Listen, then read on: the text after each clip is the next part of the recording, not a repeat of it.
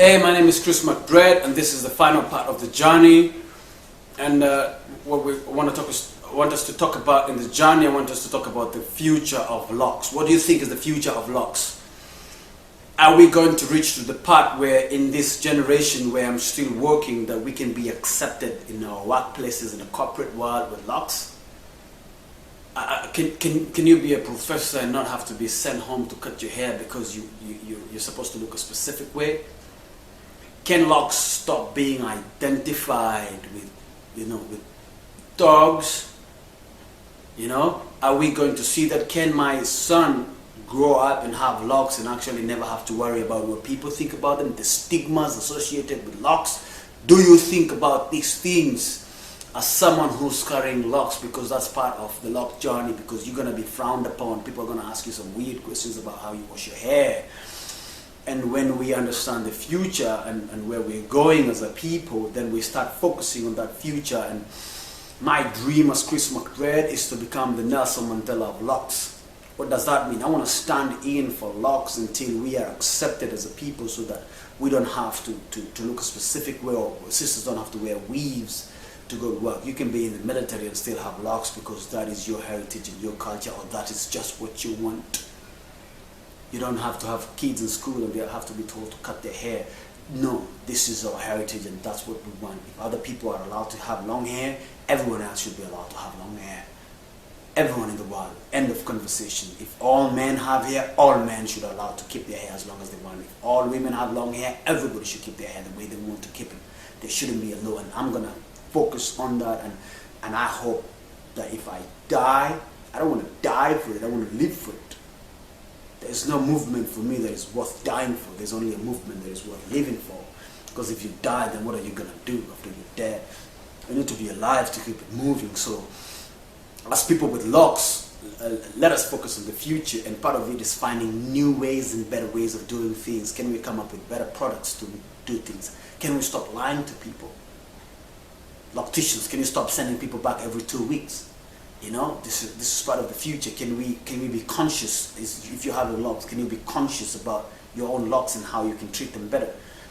Instead of listening to me, can you research and find out if I'm talking the truth or I'm just lying to you? Can you stop listening too much with your loctician because he's still a businessman at the end of the day, and start doing your own research? Because I remember this girl, I went to do her hair, and she'd been charged so much money every 2 weeks, and I looked at her and I saw she had 2 kids. One kid was 15 months and the other one was 2 months, and my heart fell, because I have a 10-month-old daughter, and I felt her pain having 2 kids, and I'm thinking she doesn't have a house guard, and I just happened to be in one of my good clients' house, and I went to her house because she immediately texted me, and instead of doing her hair, I was supposed to just palm roll her hair. She just wanted a maintenance. I said, no, I'm going to give you an overhaul. Her hair was going through the budding stage. I crocheted, which means it jumps over completely into a locking stage. Then I taught her how to palm roll. I told her, this is how you palm roll yourself.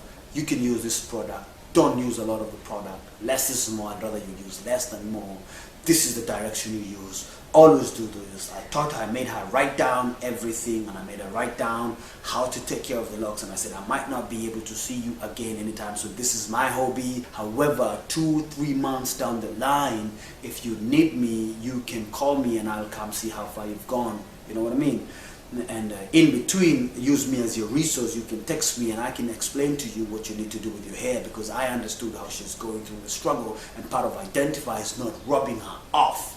However, I have supplied with her enough, and this is the future about. It's about empowering ourselves. I have empowered myself. I have been empowered so that I can empower. So if we don't look as locks at that part of the future, so that we can embrace the new things that are coming, where are we going? But what is the future of locks? Are you part of the future of locks? Are you just standing there and saying, oh, you don't understand my struggle? Dude, been there.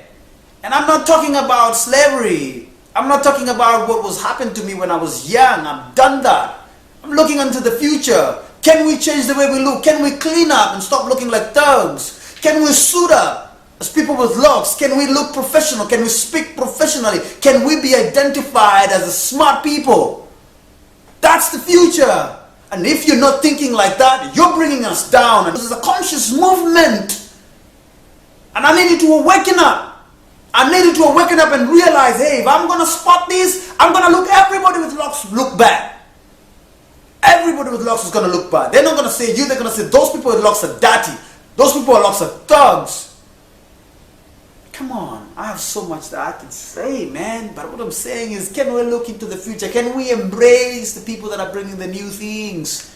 Can we embrace the movement and say, hey, what can we do? Please, Chris McDread, what do you want us to do? Can we do that? Can we suit up? Can we clean up? Can we have a clean movement? Your brothers and sisters who just look so slack, can we be identified as the slack people with locks? That's what I'm saying. Anyway, Chris McDread is here, and I'm the future of locks. Thank you for watching.